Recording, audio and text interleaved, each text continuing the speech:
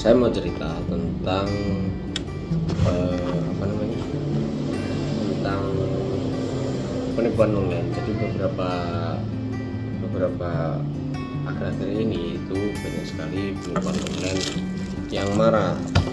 Kemudian saya dimintai pendapat, artinya ada orang konsultasi sama saya tentang penipuan online tersebut. Jadi nanti saya mau cerita pengalaman saya tentang penipuan online dari zaman ke zaman.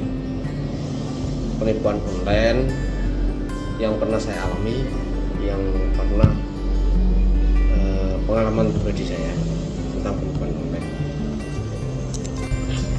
Jadi yang pertama ini yang mau saya ceritakan tentang penipuan online itu, penipuan online dulu sebelum ada Android itu ada penipuan online jenisnya surat. Nah, jenisnya itu surat. Jadi di dalam surat itu udah ada nama kamu, udah ada alamat kamu. Misalnya satu contoh, rumahnya si Joni.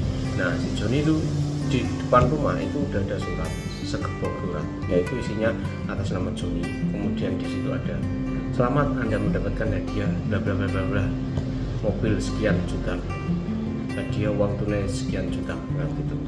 Nah, di dalam surat itu isinya seperti itu. Kemudian ada alamat website.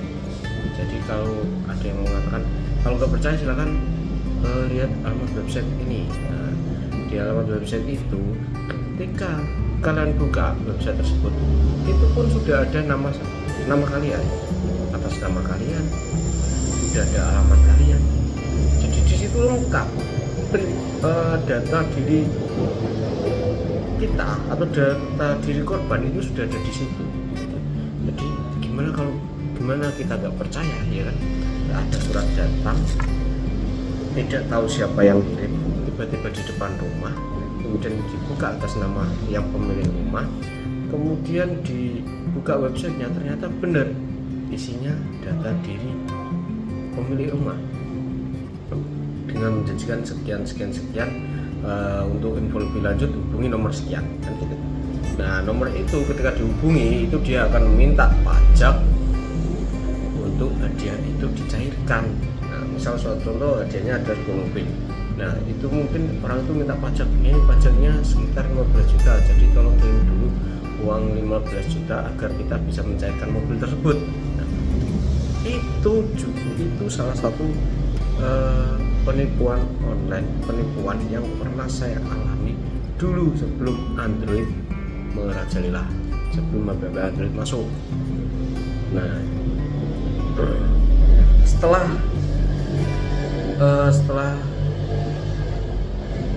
setelah yang berjenis surat, ada lagi broadcast SMS. Broadcast SMS itu biasanya isinya promo.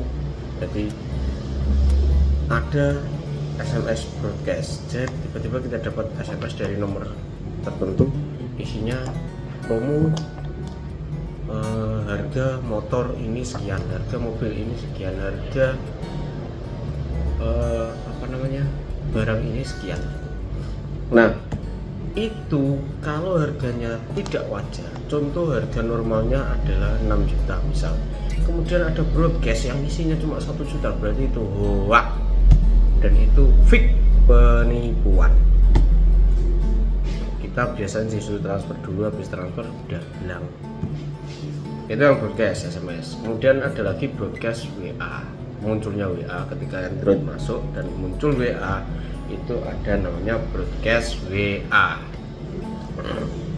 Broadcast WA ini saya pernah alami, saya pernah jadi korban. Waktu itu saya pengen membeli sebuah kamera SLR. Nah, ketika pengen banget waktu itu ngebet kamera SLR, harganya sekitar 5 jutaan. Tapi ketika saya dapat broadcast kamera itu, harganya cuma 800.000. Saya tertarik, langsung saya transfer. Sekitar saya transfer, saya komunikasi dengan orangnya, 1 hari 2 hari komunikasi enak, lancar. Jadi prosesnya ditunjukkan semua. Ini baru packing, ini baru ini baru ini. Tahu nggak? Foto-foto yang diambil itu foto-foto lama, foto-foto ngambil di internet. Dia bilang ini adalah barang dari luar negeri, ini lewat jalur black market. Black market itu adalah pasar gelap. Nah, nanti ketika masuk di luar di Indonesia aman Pak, aman, ini nggak ada masalah, itu bilangnya. Kemudian saya transfer, terus saya buat apa namanya, saya transfer, saya komunikasi, akhirnya 2 hari 3 hari saya komunikasi, ini gimana barangnya baru mau masuk ke Indonesia. Ternyata ketika saya transfer 800.000 itu udah, nah barang ketika dia bilang mau masuk ke Indonesia, tiba-tiba ada nomor asing yang nelpon saya. Nomor asing ini mengaku dia adalah seorang pegawai bea cukai. Dia mengatakan, halo Pak, selamat siang, ini ada barang atas nama Mas Nur Hisham, sebuah paket kamera masuk di sini tanpa cukai. Kemudian dia bilang, ini kalau nggak diurus, ini akan menjadi masalah hukum. Kemudian saya bilang, gimana ngurusnya? Ngurusnya adalah sampean transfer 4 juta. 4 juta kalau nggak 5 juta waktu itu. Disuruh transfer sekitar 4 juta, 5 juta ke orang tersebut yang mengaku bea cukai. Waktu itu saya langsung shock. Kalau nggak diurus, saya akan saya akan datangi rumah Anda, saya akan urus secara hukum karena Anda melanggar perpajakan bea cukai. Karena Anda membeli barang gelap. Saya waktu itu takut setengah mati. Nah, asli takut setengah mati ketika saya mau transfer, saya kepikiran, bener nggak ini orang bea cukai. Akhirnya saya nggak transfer, saya diemin selama seminggu, tidak saya hubungin, tidak apa. Dia sempat hubungin lagi, gimana ini barangnya ini diselesaikan secara damai atau kita jalur hukum. Saya tetap diem, nggak mau jawab. Sampai sekarang dia nggak ada datang ke sini. Andai waktu itu saya transfer 4 juta atau 5 juta, hilang juga uang saya dan barang saya nggak datang juga. Tuh yang lewat broadcast ya. Jadi kalau mau beli barang gelap itu hati-hati, barang ilegal, barang gelap itu hati-hati. Hati-hatinya ya, memang kita salah. Pertama, kita memang salah membeli barang gelap, barang tidak resmi. Yang kedua, ketika kamu nggak ngerti siapa penjualnya, kemudian ada istilah pengiriman, kemudian sampai nanti terkena bea cukai. Nah, itu nanti di situ akan ada permainan antara ya orang yang mengaku bea cukai dan orang yang menjual barang tersebut. Akhirnya Anda akan terkena pemerasan lewat bea cukai seperti tadi. Nah, saran saya, kalau memang itu terjadi pada jenengan, pada kita semua, suruh orang bea cukai datang ke tempat kita selesaikan di kepolisian atau pokoknya di ranah hukum, maksudnya itu di desa atau di kepolisian, suruh datang dia orang bea cukai kalau terjadi seperti itu. Tapi dengan konsekuensi uang yang Anda transfer pertama akan hilang. Saya yakin orang yang mengaku bea cukai disuruh datang nggak akan mau, dia cuma brandnya ngancam. Itu yang pertama, itu yang broadcast WA. Kemudian juga SMS sudah, WA sudah. Kemudian penipuan di marketplace. Penipuan di marketplace dulu awal-awalnya ketika belum ada Shopee Shop, ada Shop, dulu ada Bukalapak. Entah Bukalapak sama Shopee duluan mana saya nggak tahu, tapi yang jelas dulu itu saya masuk ke Bukalapaknya dulu. Nah, masuk ke Bukalapak, saya membeli sebuah barang ya, saya membeli sebuah barang ini katakanlah 1 juta. Ketika saya klik itu habis barangnya, ya saya cek barang udah habis ya, ternyata dia jawab bahwa enggak, barangnya masih. Tiba-tiba muncul barang yang stok habis lagi tiba-tiba muncul dan ternyata masih satu. Akhirnya saya beli kok gak dikirim-kirim, kok gak diproses-proses. Akhirnya orang itu telepon saya, di marketplace pasti nomor kita kelihatan kan. Nah waktu itu orang itu telepon, setelah telepon dia mengatakan saya akan proses ini, saya minta email Anda, minta email saya minta. Waktu itu baru-barunya marketplace, saya masuk marketplace, dia belum tahu apa-apa, diminta email saya, ceret, tiba-tiba ada pengiriman kode OTP. Nah akhirnya kode OTP ini diminta juga. Nah waktu itu saya kasihkan kode OTP saya, jadi kode OTP saya kasihkan, dan secara sekejap akun saya tertutup, tidak bisa saya akses sampai berjam-jam. Akhirnya waktu itu bisa saya akses dan ternyata uang 1 juta hilang. Uang 1 juta yang saya transferkan itu ke barang tersebut tiba-tiba hilang, tidak ada, sudah diambil. Itu yang lewat itu yang lewat marketplace. Kemudian di Shopee juga saya pernah alami seperti itu. Ada orang telepon minta OTP, karena saya sudah pernah di Bukalapak, akhirnya yang di Shopee tidak saya kasih OTP. Kemudian kadang di Shopee itu ada seperti ini, kamu transfer 100.000 akan dapat uang 1 juta dikirim ke Shopee Pay kamu. Kalau bisa kayak gitu nggak usah kerja, mending transferin aja 100 dapat 1 juta 1 juta. Itu sudah jelas bohong dan ujung-ujungnya minta OTP. Tuh. Kemudian Shopee yang ada Shopee pinjam, ada Shopee Pay letternya, itu juga hati-hati, jangan kasihkan OTP ke siapapun, karena kalau sampai OTP kamu kasihkan ke siapapun dan Shopee kamu dikuasai oleh orang yang mau berbuat jahat, maka siap-siap kamu menanggung tagihan, karena Shopee Pay letter kamu bakal digunakan untuk hal-hal untuk beli sesuatu, tapi alamatnya tidak di kamu tapi di orang yang yang menggunakan aplikasi kamu, dan kamu yang kena tagihan karena di situ ada KTP kamu yang dimasukkan di dalamnya. Itu kalau dari marketplace. Nah untuk penipuan selanjutnya adalah penipuan yang biasanya itu lewat telepon. Nah ini sasarannya rata-rata orang usia 40 ke atas. Sasarannya itu karena biasanya orang ini tuh kalau dapat telepon tuh panik kan, usia-usia segitu biasanya itu panik. Nah biasanya modusnya seperti ini, kadang telepon ada yang sudah tahu nama kita.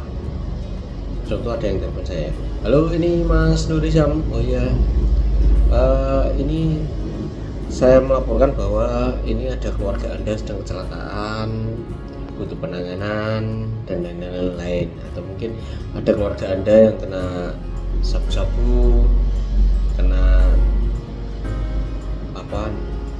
obat terlarang, ditangkap polisi dan lain-lain. Nah itu ujung-ujungnya dia minta tebusan uang untuk mengeluarkan orang tersebut, atau minta uang untuk biaya penanganan tersebut, biasanya gitu. Dan rata-rata itu sudah tahu nama kita. Itu yang sudah tahu nama kita biasanya seperti itu. Nah, sambil makan ya. Cirinya penipuan seperti itu, cirinya itu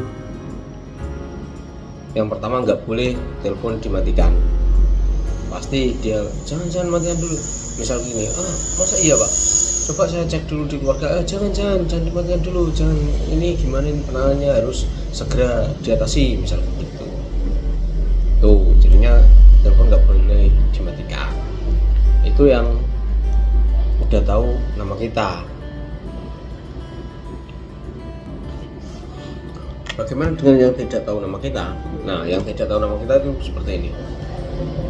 Ini contohnya. Halo, selamat siang Bapak. Bapak, ini keluarga Anda sedang mengalami kecelakaan, atau ini keluarga Anda sedang tertangkap polisi karena pengedar sabu-sabu dan lain-lain. Loh, ini siapa? Loh, sama nggak kenal keluarga Anda. Keluarga Anda, coba ingat-ingat, keluarga Anda siapa? Kan gitu. Alurnya seperti itu biasanya. Kemudian kita mengatakan, keluarga saya mana? Keluarga Anda, laki-laki. Yang misal kita bilang yang daerah Bondowoso. Oh iya benar. Sampai bilang apapun itu dibenarkan. Jadi yang daerah Bondowoso iya benar, atau mungkin yang daerah Trenggalek, yang daerah Tuban, yang daerah Ngawi, pasti dia bilang iya benar. Namanya siapa loh? Saudara sendiri kok nggak tahu? Gitu biasanya. Tetap dia mancing-mancing terus. Akhirnya kita mengatakan suatu nama, misal namanya Joni. Iya betul. Namanya Jolo. Iya betul. Terus gitu. Jadi kamu mengatakan nama siapapun itu pasti dibetulkan. Itu salah satu ciri-ciri. Terus akhirnya ujung-ujungnya seperti tadi, minta tebusan, minta biaya untuk mengurusi masalah ini dan lain-lain. Nah, itu akhirnya ketika kita sudah kena ditransfer ya udah nggak ada apa-apa sebenarnya. Kemudian ada lagi yang mengaku teman. Halo bro, ini dari ini. Halo bro, gimana kabarnya? Bro, saya minta bantuan pinjam uang dong 30.000, atau pinjam uang dong 100.000. Loh ini siapa? Loh kamu nggak kenal sama saya?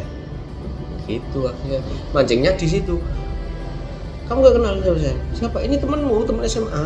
Siapa ya? Coba ingat-ingat. Gitu pasti gitu. Terus kita mengatakan, ini Andi. Iya betul. Ini Reza. Iya betul. Pasti gitu. Pasti terus betul terus. Gimana? Dia akhirnya dia curhat kan, aku butuh uang, saya habis kena masalah, butuh uang sekian juta, bisa nggak bantu saya? Nanti kalau sampai rumah saya kembalikan. Ini nomor rekening saya ini. Itu kalau yang sudah terjebak langsung dikirim, ditransfer, udah hilang uangnya. Tapi cirinya seperti itu. Jadi kita harus selektif. Kalau dapat telepon misalnya ada yang ngaku saudara kita, yang ngaku polisi sedang menangkap saudara kita, atau polisi sedang menangani kasus saudara kita, ya kita paling enggak tutup telepon dulu, telepon saudara kita, benar nggak? Kalau enggak berarti dia penipuan.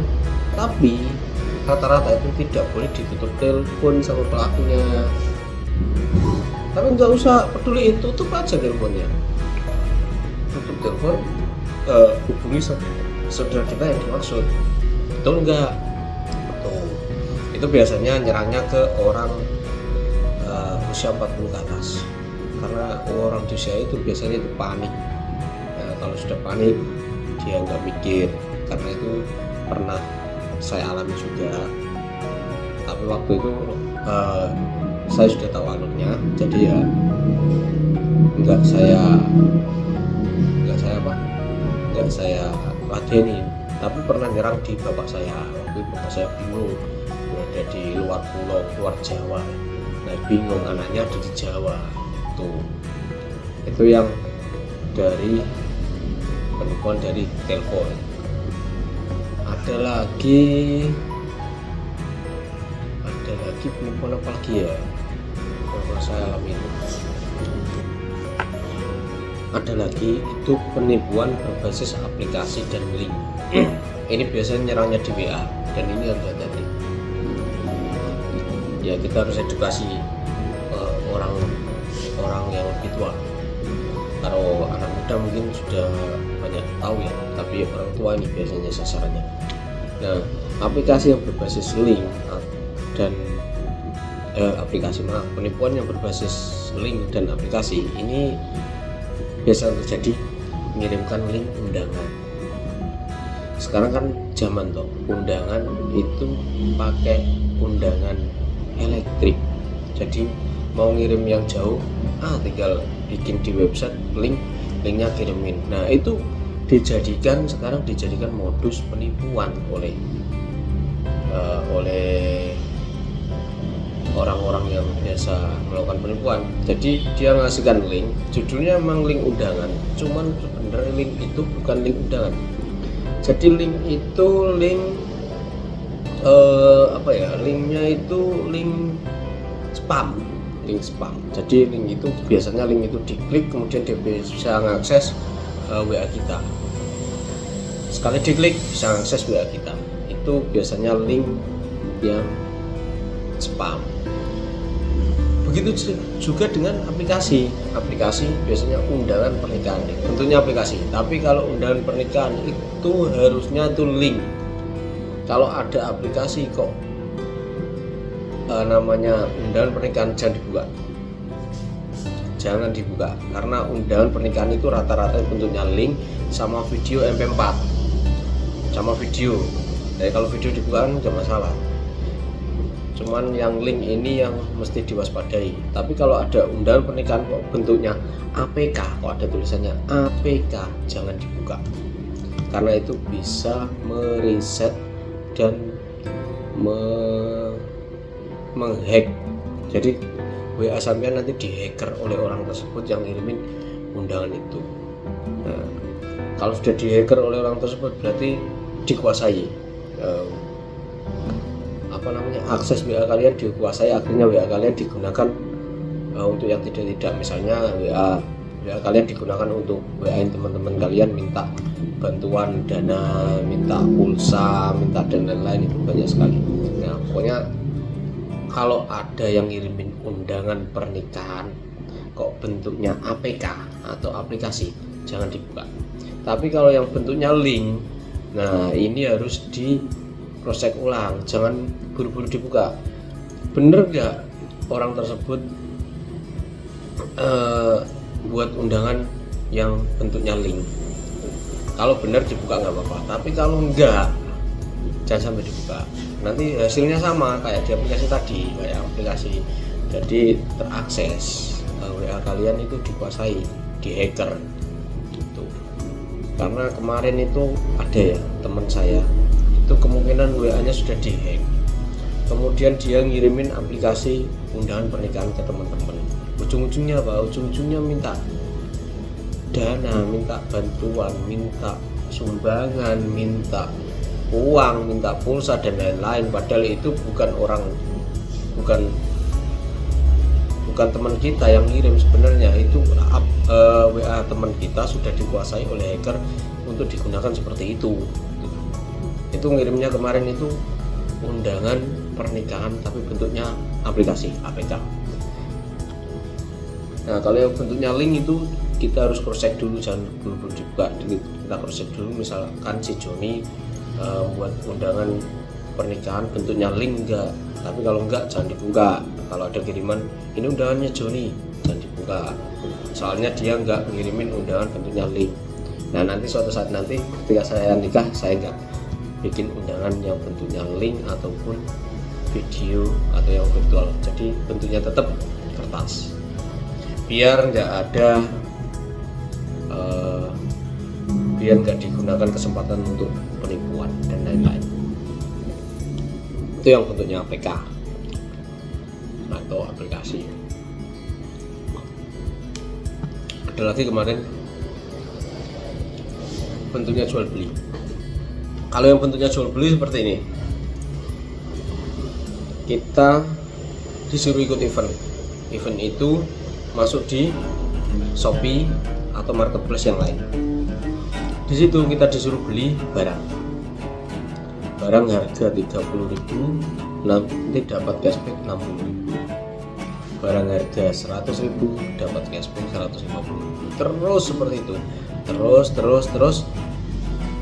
Akhirnya ketika nominal itu sudah besar, misal saya beli 100.000, saya dapat cashback 150.000. Kemudian saya disuruh beli lagi harga 200.000, diiming-imingi cashback sebesar 300.000. Kan uang saya 150, disuruh beli 200.000, berarti kan saya harus nambahin dana saldo Shopee saya, misal di Shopee ya, dana saldo Shopee saya nambahin 50.000, berarti agar jadi 200.000 untuk membeli barang tersebut dan dapat cashback 300.000. Nah, ketika saya sudah nambahin saldo dana 200.000, saya belikan barang tersebut, tidak dapat cashback apa-apa dan uang juga tidak kembali.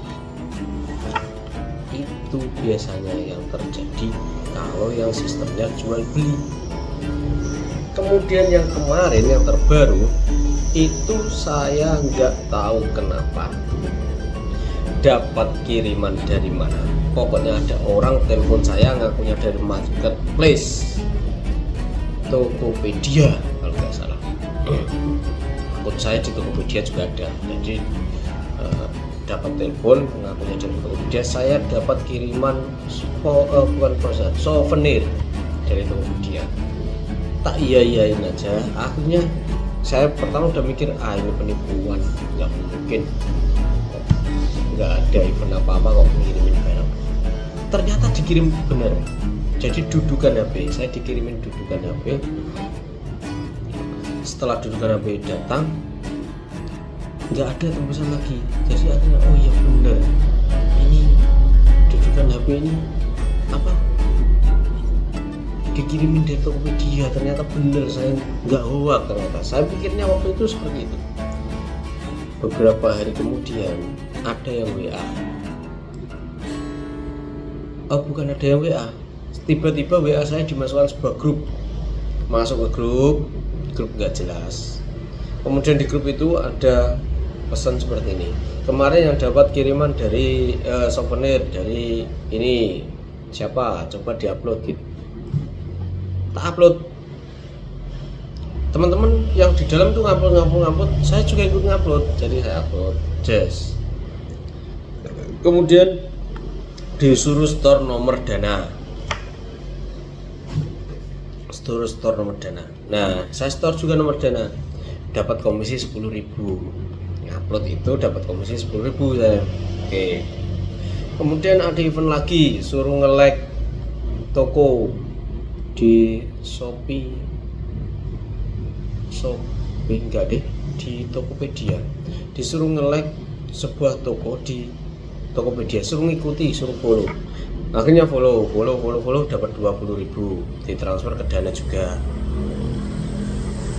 Ada lagi event lagi, disuruh like atau apa ya, atau komen positif gitu, dapat lagi 20.000. Total di dalam dana saya itu ada 50.000 dapat dari itu. Kemudian disuruh terus, akhirnya disuruh beli barang, dapat cashback, suruh beli barang. Nah ini saya, karena saya sudah pernah mengalaminya di Shopee, jadi ini saya buat pelajaran. Ini ujung-ujungnya pasti seperti di Shopee, nggak mungkin dia ngasih cuma-cuma, tidak dapat kembalian apapun, nggak dapat feedback apapun, ini nggak mungkin. Jadi akhirnya saya pikir ini sama kayak di Shopee. Saya nggak ngerjain sampai ada salah satu orang anggota grup itu japri saya, Mas kenapa nggak dikerjakan itu? Nggak, males, kerjaan saya banyak, jadi saya nggak kerjakan. Itu males juga ngerjain. Terus ya udah, salam kenal balik. Nggak taunya setelah 3-4 hari grup itu vakum, nggak ada aktivitas. Dan orang yang ngechat saya tadi ternyata dia itu temennya admin yang ada di dalam. Jadi saya bisa simpulkan di satu grup itu berisi 15 orang. Yang admin atau yang pelaku penipuan itu mungkin ada 10 akun di dalam. Jadi yang 5, kemungkinan 5-nya itu adalah calon korban-korban.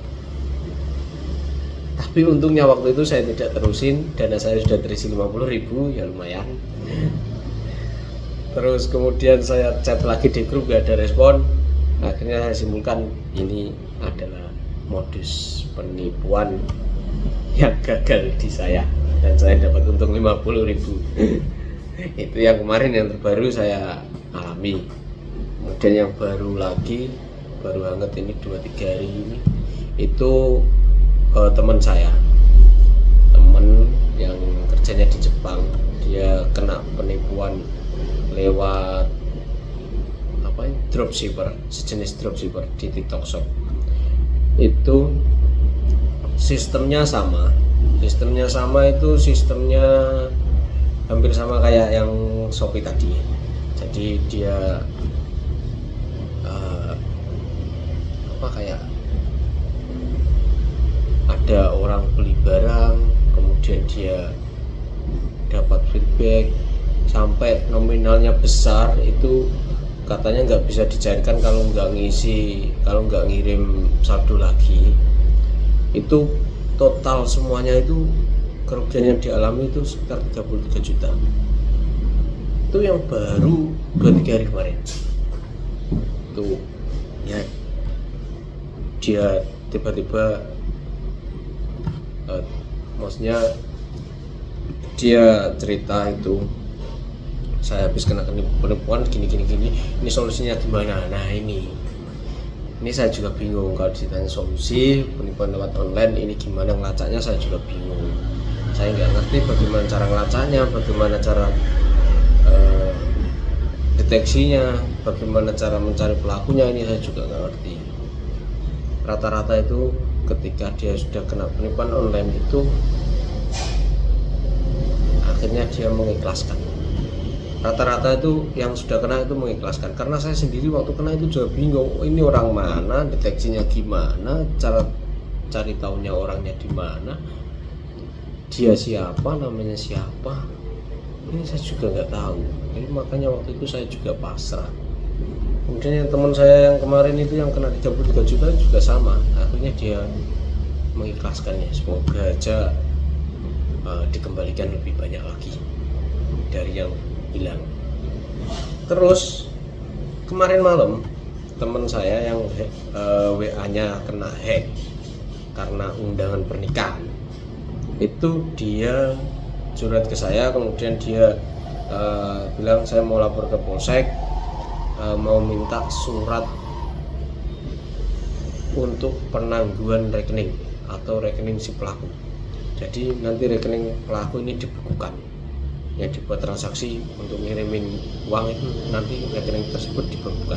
Nah ini mungkin salah satu solusi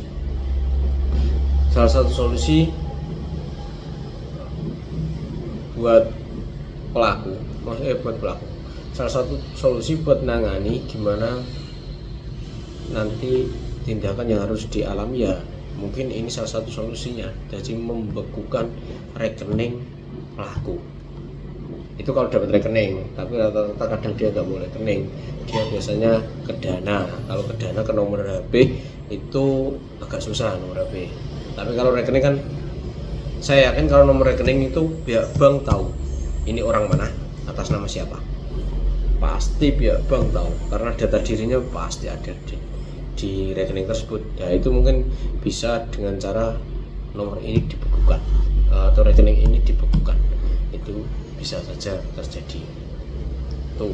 Tapi juga harus paling enggak pihak bank juga paling enggak itu juga kerjasama, artinya nanti dibekukan pasti orang yang merasa punya rekening sudah ditransfer dan rekening tersebut dibekukan pasti dia akan ngurus ke bank. Nah paling enggak ngurus ke bank tersebut. Nah bank tersebut juga harus punya andil, artinya juga harus bisa bersama. Nanti kalau orang tersebut mengurus paling nggak bisa ditangkap, kemudian dimintai keterangan ini gini penipuan gini. Tapi rata-rata orang penipuan itu yang dikasihkan itu tidak nomor rekening melainkan nomor Dana. Nah kalau nomor Dana itu lebih susah mendeteksinya karena nomor telepon itu didaftarkan pakai kakak palsu, identitas palsu itu banyak gitu. Nah, tapi kalau rekening kan harus KTP asli orangnya sendiri yang daftar gitu. Itu untuk beberapa jenis penipuan. Jadi saya minta pada teman-teman semua waspada, karena di era digitalisasi sekarang itu banyak penipuan yang dilakukan secara online. Itu baru sekedar penipuan, pemerasan juga banyak, pengancaman juga banyak, pemerasan juga banyak. Nah, nanti kapan-kapan saya sharing lagi soal yang pemerasan online, dan ya pemerasan online itu nanti kapan-kapan saya sharing. Dan sementara soal penipuan semoga bisa membantu dan bisa dibuat pelajaran. Oke, terima kasih kawan, hanya itu yang bisa saya sampaikan, semoga bermanfaat. Waspada terhadap penipuan online dan jangan tergiur sama barang murah atau berita yang meragukan.